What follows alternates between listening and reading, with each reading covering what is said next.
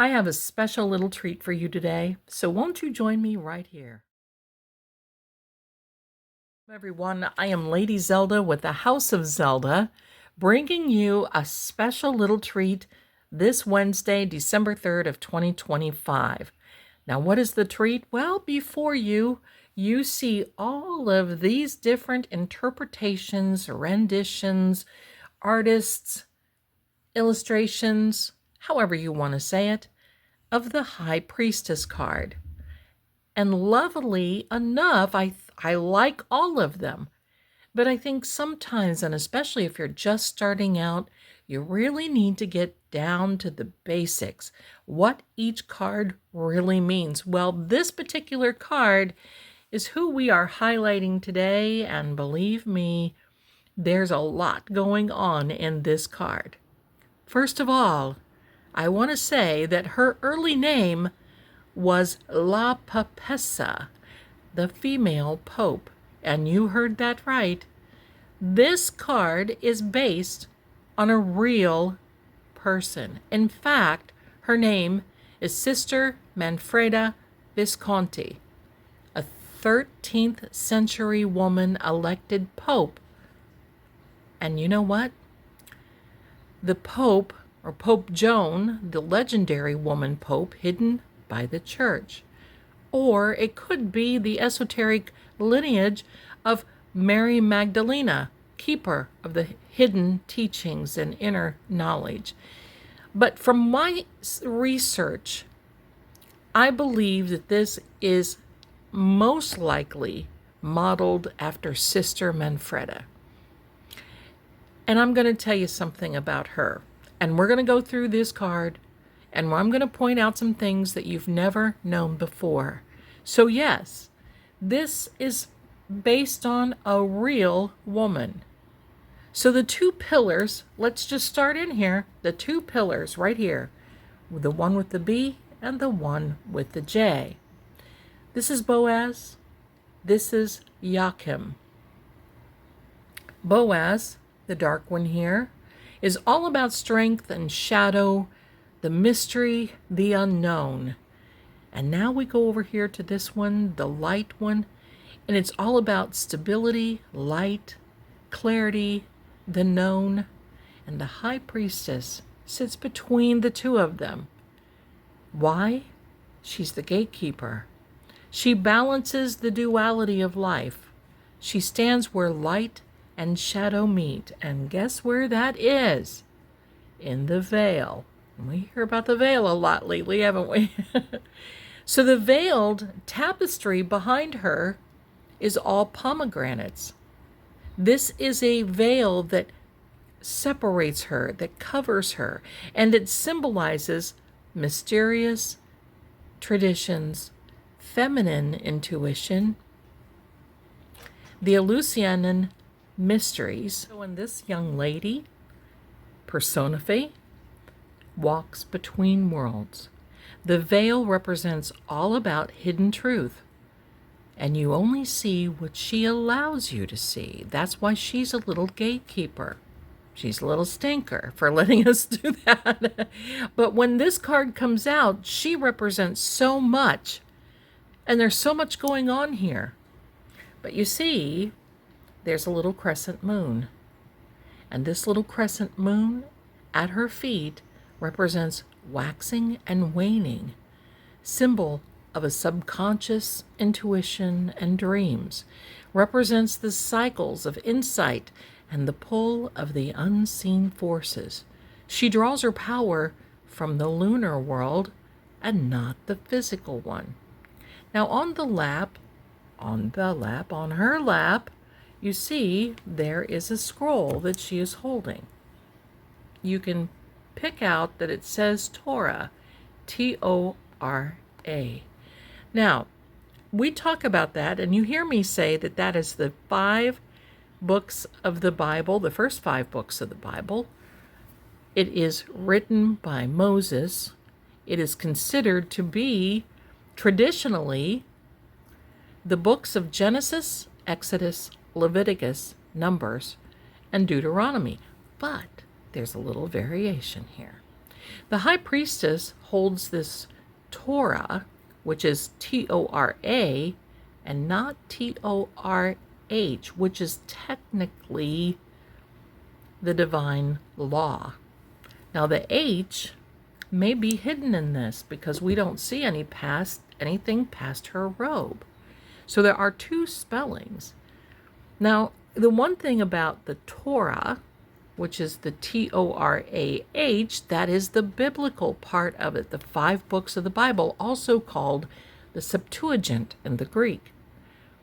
But esoteric readers see this in 3 possible ways. It's a hint of the word Torah, which is hidden, the divine law, biblical, or it is a reversal of the tarot, which is T-A-R-O. The reversal would be Rota, okay? R-O-T-A, meaning wheel, as in rotation. That is connected to the Wheel of Fortune card and the cyclical nature of fate. I didn't pull that out here. You can look that up if you like. But the hidden law, a symbolic word, but not literal scripture. But it's symbolic as in there are hidden laws, there are guidelines, there's a mystery of it all. So, my darlings, there is so much, like I said, going on with this young lady. Now, the robes. I want to talk about her robes. Her robes, and look how fluid they are. Her robes, which are blue, is not just clothing, it's the origin point of all water in the tarot. I know you've heard me say that. Water equals intuition, dreams. It's a life force, psychic ability, and emotional truth. Every appearance of flowing water in the major arcana echoes her. And sometimes I even think that it pulls through the minor arcana. Now, that is my interpretation of it, just from the many readings that I've done. But she is beginning of the intuitive stream that runs through the deck. You see her key is the number 2 here, and the key is always the number associated with the card. So she's the number 2 in the major arcana, in the majors, I like to say. So now we go to her crown and her colors. Look at her crown. A little wonky looking, but there's a reason. Her crown resembles the lunar crown of Isis, the ancient priestess lineage. Blue and white equals purity and truth and psychic clarity. Her throne, you see this, is stone. You get a little hint back here, what she's sitting on. A little bit there.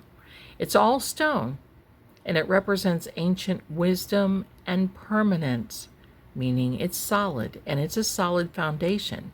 So when you pull this card, you know all of this. Now, what is her role in the tarot and in the readings?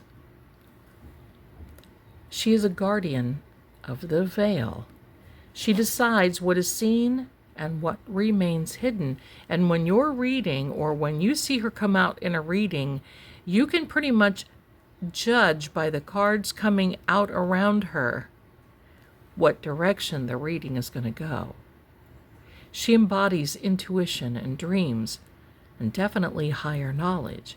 She represents inner truth, spiritual sensitivity, and quiet voice within. She is the pause before the revelation.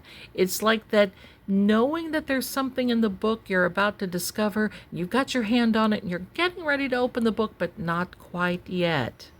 She signals that answer that lies within and not externally. Now, I'm going to tell you something. There are so many of these cards. Do you think after knowing this, what you know now, that you would be able to, well, determine all of this by just looking at the card? Seriously, think about this. So I want you to also know what happened to Sister Manfreda. Manfreda? Okay, can't blame it on Mercury retrograde anymore. Sister Manfreda. She was real, and she was living in the 13th century in Milan. She wasn't just a nun, she was a mystical sect called the Guliamites. Now, her story was buried after her unaliving. That's right, the church unalived her because she had too much hidden knowledge. But the tarot has kept her alive. There is an older medieval image, and you can find it if you look really, really hard. But this lady, this person gave a lot. She gave her life.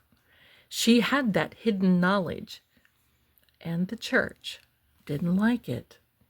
So that's very unfortunate because, well, there's nothing like hidden knowledge in the tarot, and you have it before you. So now I'm going to ask you this. After knowing all these things and putting her down, here is a High Priestess. What do you think?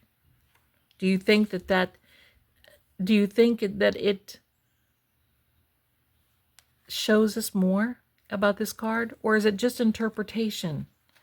And I think that's many times we choose a tarot deck because we like it. And quite frankly, there's a couple on this table that I really like, and you can see why. But if you're a new reader, or if you're not experienced, you don't know anything, and you're watching tarot readings, and you see the High Priestess card, are you going to know what it really means? All about the mystery and the hidden truth, and the lady, the sister, who gave her life because she had too much hidden knowledge. She was a hidden identity. So, my darlings, I wanted to bring that to you today. So the next card that you see here, you're going to be able to understand exactly what she means. The real sister, elected pope, and who lost her life because of hidden mysteries and hidden knowledge. Thanks so much for being here, my darlings. Don't forget to like and subscribe. And, and I hit the camera. Wow, it's time to end the video. Don't forget, I've got a podcast coming up Thursday night, the 4th at 7:30 p.m. This is going to be fantastic. Don't miss this one. Lord Gregor's talking about visiting Dracula's castle. We may throw in a other few little tidbits as well. Thanks a lot for being here. That's all I've got for today, my darlings, and I'll talk to you very soon. Bye for now.